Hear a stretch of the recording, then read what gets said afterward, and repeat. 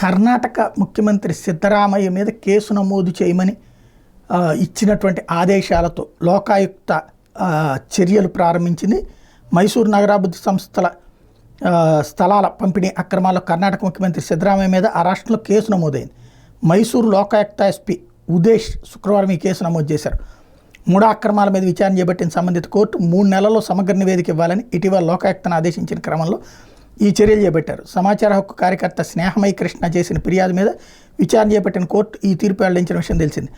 ఈ కేసులో ముఖ్యమంత్రి A1, ఆయన సతీమణి పార్వతి A2, బావమర్తి మల్లికార్జున స్వామి A3, భూములు విక్రయించిన దేవరాజు A4, ఇతరుల్ని A5 నిందితులుగా పేర్కొన్నారు.